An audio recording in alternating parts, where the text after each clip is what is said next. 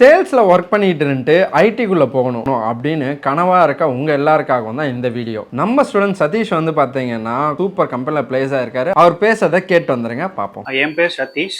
என்னோட நேட்டிவ் பார்த்தீங்கன்னா சென்னை தான்.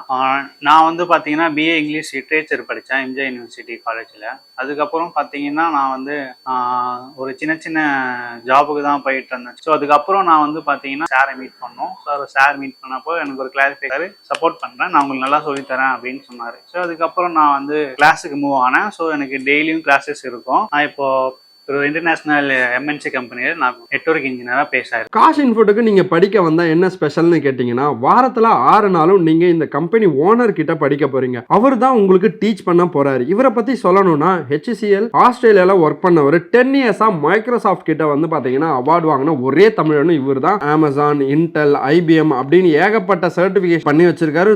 24 இயர்ஸ் ஆஃப் எக்ஸ்பீரியன்ஸ் வந்து பார்த்தீங்கன்னா ஐடி இண்டஸ்ட்ரியில் இருக்குது. இவர் மட்டும் இல்லாமல் ஒரு டெக்னாலஜிக்கும் அந்தந்த சப்ஜெக்ட் மேட்டர்ஸ் எக்ஸ்பர்ட் உங்களுக்கு டீச் பண்ணுவாங்க. சதீஷ் வந்து பார்த்தீங்கன்னா கொஞ்சம் வருஷமாக சேல்ஸில் அண்ட் தென் பிபிஓவில் ஒர்க் பண்ணிக்கிட்டு இருந்திருக்காங்க. இப்படி பிபிஓ அண்ட் தென் சேல்ஸில் ஒர்க் பண்ணி முடிச்சிட்ட பிறகு அவருக்கு ஐடிக்குள்ளே போகணுன்ற எண்ணம்.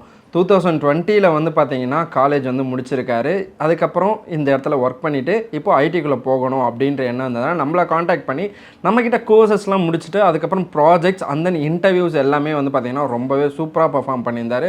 ஸோ இப்படிலாம் பர்ஃபார்ம் பண்ணதுனால தான் நெட்வொர்க் இன்ஜினியராக வந்து பார்த்தீங்கன்னா ஒரு சூப்பர் கம்பெனியில் பிளேஸ் ஆயிருக்காரு. ஸோ நீங்களும் காஷ் இன்ஃபோடெக்கில் படிக்கணும் அப்படின்னு நினச்சிங்கன்னா கூகுளில் காஷ் இன்ஃபோடெக்னு சர்ச் பண்ணி ஃபர்ஸ்ட் ஒரு ரிசல்ட் பேஜில் kashinfotech.com அப்படின்ற நம்ம வெப்சைட்குள்ளே போனீங்கன்னா கோர்ஸ் அப்படின்ற ஒரு பேஜ் போகணும்.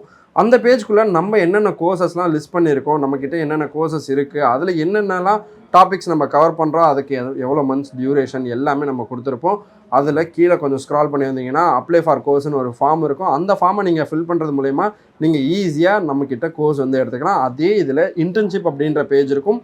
அந்த இன்டர்ன்ஷிப் அப்படின்ற பேஜ்குள்ளே வந்தீங்கன்னா என்னென்ன டிபார்ட்மெண்ட்டுக்கு ஓரியன்டாக இன்டர்ன்ஷிப் இருக்குது, வேறு என்னென்ன MBA இன்டர்ன்ஷிப், ஆர்ட்ஸ் அண்ட் சயின்ஸ்க்கான இன்டர்ன்ஷிப் எல்லாமே நம்ம வந்து ப்ரொவைட் பண்ணிருக்கோம். ஸோ அதில் கிளிக் பண்ணிங்கன்னா அந்த இன்டர்ன்ஷிப் எவ்வளோ டியூரேஷன், அதுக்கு அப்ளை பண்ணுறதுக்கான ஒரு ஃபார்ம் எல்லாமே இருக்கும். நீங்கள் ஈஸியாக இன்டர்ன்ஷிப்பும் அப்ளை பண்ணிக்கலாம். ஸோ அப்படியே கீழே கொஞ்சம் ஸ்க்ரால் பண்ணி பார்த்தீங்கன்னா பிளேஸ் ஸ்டூடெண்ட்ஸோட டீட்டெயில் எல்லாமே இருக்கும். அவங்க என்னென்ன டொமைனில் பிளேஸ் ஆகிருக்காங்க, அவங்க என்ன டெவலப்பராக என்ன இன்ஜினியராக பிளேஸ் ஆகிருக்காங்க அப்படின்ற எல்லா டீட்டெயிலும் கீழே நம்ம கொடுத்துருப்போம். அவங்க என்ன இயர் பாஸ்ட் அவுட், அவங்களோட டெஸ்டிமோனியல்ஸ் எல்லாமே அட்டாச் பண்ணியிருக்கோம்.